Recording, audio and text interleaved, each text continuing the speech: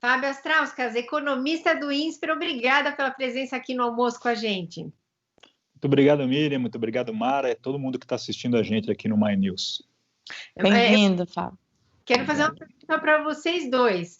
O mercado, os investidores, os especialistas, está todo mundo preocupado com o excesso de gasto. O Brasil estourar o orçamento e a política econômica do Paulo Guedes ir para o buraco.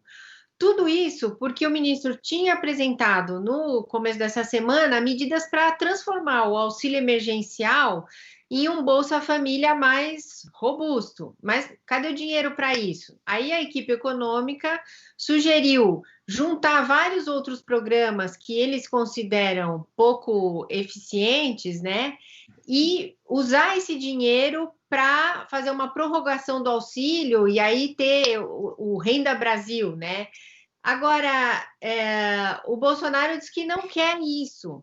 Então, eu queria saber de vocês, assim, quem é que está com a razão? E tem até uma questão para a esquerda brasileira, que dizia que tinha que dar dinheiro para as pessoas que são mais pobres. O que você me diz, Fábio, dessa disputa? Pois é, dilemas, né? E dessa vez, esses dilemas começam a trazer o centro da divergência entre Paulo Guedes, que é o núcleo econômico do governo, e o Bolsonaro. O Bolsonaro, como você mesma disse, ele experimentou aí por necessidade inicialmente, né, na pandemia, essa transferência direta para uma população mais pobre, percebeu rapidamente que isso é um poderoso instrumento eleitoral, mas mesmo que seja, né, ele também percebeu, ou deveria, né, ter percebido, como nós estamos percebendo, que há realmente uma necessidade nesse momento de pandemia, e muito provavelmente por um tempo prolongado, depois de dos cuidados sanitários terem cessado, de abastecer a camada mais pobre da população de alguma transferência, dado o grande desemprego, a dificuldade, a queda de renda que houve. Então, independente dos aspectos políticos e eleitoreiros, o Brasil terá que se preocupar, como outros países, num programa mais alongado, mais profundo de transferência de renda para camadas mais pobres, visto que a pandemia trouxe consigo uma consequência muito forte, que foi um aumento da desigualdade social, um aumento na concentração de riqueza, que está afastando cada vez mais os chamados super ricos dos super pobres. Então, e isso não vai ao encontro do que vinha pregando o ministro Paulo Guedes, que é um economista de uma linha mais liberal, que entende que o governo deve ter uma participação pequena, né, de intervenção na economia, mas que num momento de crise como esse, não há como não rever algumas posições. Aí não se trata de ser de esquerda ou de ser de direita, trata-se nesse momento de entender, né, que há uma necessidade importante, né, de transferir renda para aqueles que não têm renda nenhuma, né? E o caminho que está sendo adotado não parece ser, ou proposto pelo Paulo Guedes, não parece ser suficiente, porque independente do que a gente possa achar da frase do Bolsonaro ontem, é verdadeiro que não se deve fazer uma transferência de pobres para paupérrimos. Isso não vai resolver o nosso problema. Esse dinheiro ou esse recurso tem que ser buscado naqueles que efetivamente têm condições de contribuir, que são os ricos, super ricos. Fábio, esse embate, né, do presidente com o ministro, ele já estava contratado lá atrás, quando o Congresso dá essa ajuda emergencial de R$600, quando a popularidade dele aumenta, e aí a gente esperava que esse momento iria chegar. E tem uma discussão muito cara ao país, à economia brasileira, que é a questão fiscal e a questão do teto. A questão do teto dos gastos, ela entra agora, assim, na pauta muito fortemente, né? Se derruba, se não derruba, como é que fica a questão do teto de gastos. O presidente diz que vai manter o teto, mas eu acho que ele está mais alinhado com o pensamento daqueles que têm que derrubar o teto do que com o pensamento do ministro Paulo Guedes. A gente colocou no ar ontem uma entrevista com o ex-secretário Everardo Maciel e com o Pedro Neri, num programa que nós temos chamado Diálogos, em que eles falam da importância que será, né, essa CPMF nova para arrecadação, para conseguir ajudar a equalizar as contas do governo. Quer dizer, que é outra coisa que o presidente também não quer, a CPMF. De onde vem o dinheiro, Fábio? Onde o ministro vai poder achar esse dinheiro? E como é que fica esse jogo do poder hoje com o presidente mais alinhado às demandas? Quer dizer, o presidente descobriu que há pobres e gente muito pobre no Brasil. O presidente descobriu isso agora. E aí ele está mais alinhado por conta da popularidade dele, que ele sentiu o gosto do que é ter esse eleitorado com ele, enfim, e começar a ganhar popularidade. Como é que vai ficar esse encaminhamento da questão fiscal brasileira? Você tocou em assuntos que são fundamentais, Mara. Vamos lembrar, se a gente retroagir um pouquinho, quando iniciou o governo Bolsonaro, o Guedes entrou com essa agenda liberal, né, e com uma perspectiva de retomada de crescimento que estava calcada em algumas reformas, né? A reforma previdenciária, que custou, mas saiu, a reforma tributária e uma reforma administrativa. A reforma previdenciária deu um ânimo, né, deu uma força ao longo do ano, né, é inegável, para o Paulo Guedes. E, portanto, isso fez com que boa parte do tempo o resto do governo e o próprio Bolsonaro não atentassem para essa latente, né, situação de pobreza no país que não tinha sumido, né? Quer dizer, estava ali, mas que não estava tão caracterizada e que com a pandemia aflorou.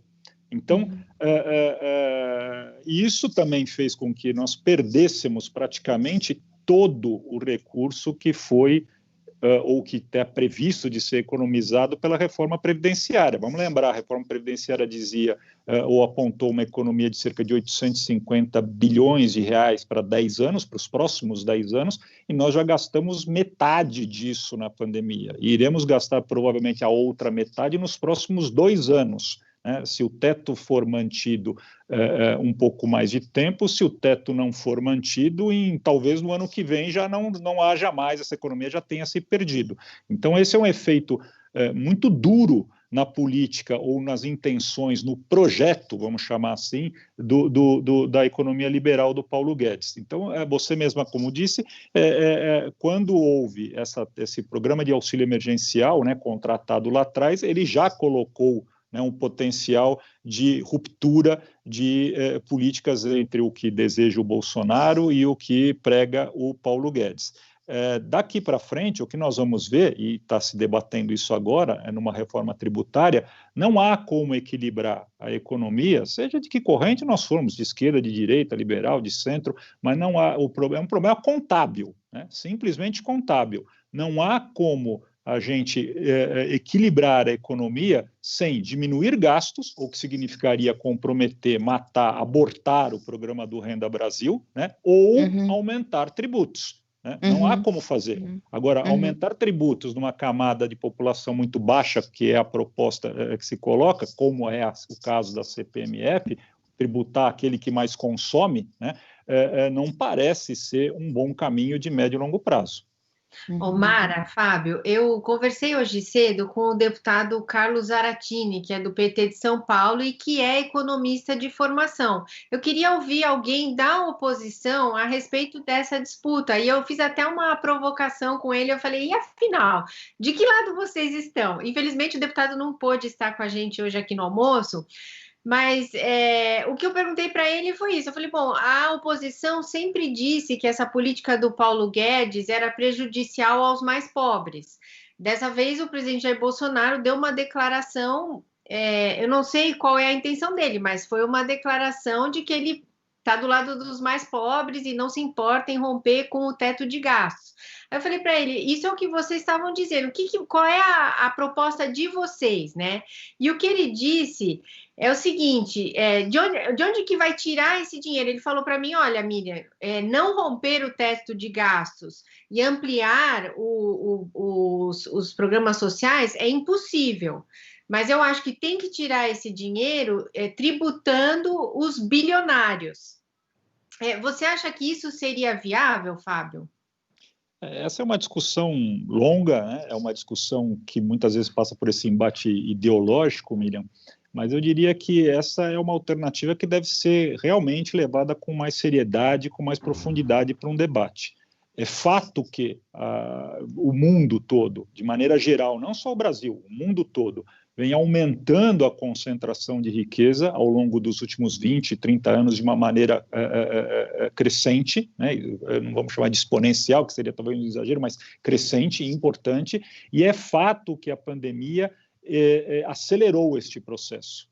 Nós sairemos da pandemia com as grandes empresas, né, ainda mais capitalizadas, ainda mais ricas, e com aqueles pequenos negócios, pequenos empresários ainda mais prejudicados. Então, isso há um distanciamento muito grande entre esses dois extremos, super ricos e super pobres, de maneira que no mundo todo esse é um debate que surgirá, já surgiu e terá que ser aprofundado. Pessoalmente, independente da corrente ideológica que cada um tenha, eu entendo que há necessidade, sim, de fazer um programa de transferência de super ricos, né, através da cobrança de impostos sobre grandes fortunas, sobre herança, sobre dividendos, seja lá qual for o debate que avance nesse sentido, mas que há necessidade de tirar desta camada pequena, mas muito rica da população, para uma camada muito grande e muito pobre da população, ainda que de maneira transitória.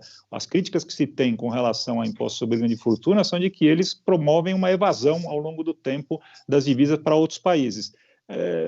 As regras hoje são bem mais, o mundo está bem mais aparelhado para conter esse tipo de evasão. Ô, Fábio, você sabe que nessa entrevista nesse programa Diálogos com o Everardo e com o Pedro Neri, eles falaram, e o Everardo foi muito enfático nisso em relação à tributação de fortunas, que ele acha que não é eficiente, porque realmente há fugas, e aí cita o que aconteceu em outros países. Mas, por exemplo, eu perguntei para ele, falei, secretário, mas e tributação, por exemplo, de fundos exclusivos? Tributação de fundos exclusivos, quem tem são pessoas muito ricas. Não é tributado. Como é que isso não seria uma tributação eficiente nesse caso? Ele concordou, ele acha que é mais eficiente, por exemplo, do que você ir para a tributação de fortuna pura e simples, e é uma tributação que pode sim contribuir, né, para a redução de desigualdade. Não vai resolver, esse é um problema muito mais complexo, mas ela contribui. Outro ponto é a tributação de patrimônio, que no Brasil é muito baixa ainda a tributação de patrimônio, e isso daí poderia ser um caminho. Mas acaba que esse debate não está muito... e eu perguntei para ele, por que então o governo não faz a tributação dos fundos exclusivos? O que está faltando para o governo tributar os fundos exclusivos? E ele falou, olha, o que eu sei é que as vezes que foram tentadas no governo passado foi barrado no Congresso. O Congresso barra essa tributação. Você colocou pontos que esses sim são aqueles que deveriam nortear um debate mais profundo, né? Não simplesmente colocar da maneira como se coloca ideológica, né? Quer dizer, o capitalista contra o trabalhador, o empresário contra o empregado, o rico contra o pobre. A taxação da fortuna por si só, ela pode ter vários aspectos. Os fundos exclusivos, como você citou, eles são fundos que lidam, como nós sabemos, com grandes fortunas na mão de poucas famílias, né, grandes investidores que circulam com esse valor, são pouco tributados, às vezes quando são tributados apenas quando o dinheiro sai do fundo, ou seja, deixa o fundo, o que raramente acontece, porque esse é um dinheiro justamente para ser movimentado e para dinheiro gerando mais dinheiro, portanto, é importante colocar isso no debate. Eu acho que as alíquotas são baixas realmente nesse aspecto, elas poderiam ser progressivas, né, de acordo com o tamanho e com o movimento do fundo.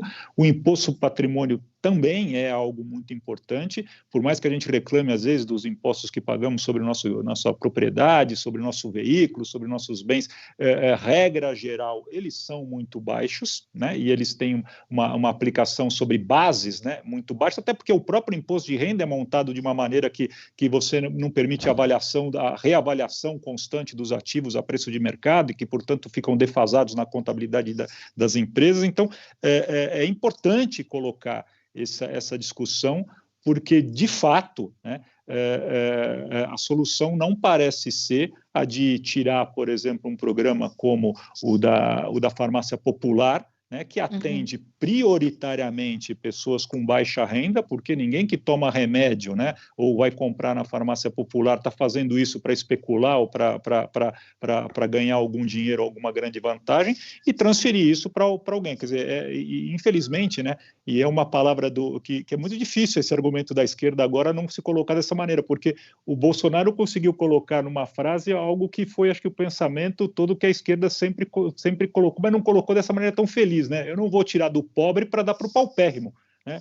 Independente de ser eleitoral ou não, eleitoreiro ou não, essa frase, ela é muito verdadeira. Né? Ela bate muito fortemente, né, em todos nós. E acho que é isso que a gente precisa aproveitar nesse momento. Quer dizer, falar de criticar, né, as posições do governo, eu acho que a gente também tem que reconhecer quando o governo tem alguma posição no sentido correto, né, ainda que com motivações não tão nobres, né. Fábio, então eu queria agradecer muito a sua presença aqui, Fábio Astrauskas, que é economista do INSPER. Obrigada pela presença. Obrigada, Fábio. Eu que agradeço a vocês duas, muito obrigado a quem está nos assistindo e bom almoço a todos nós, né? Obrigada.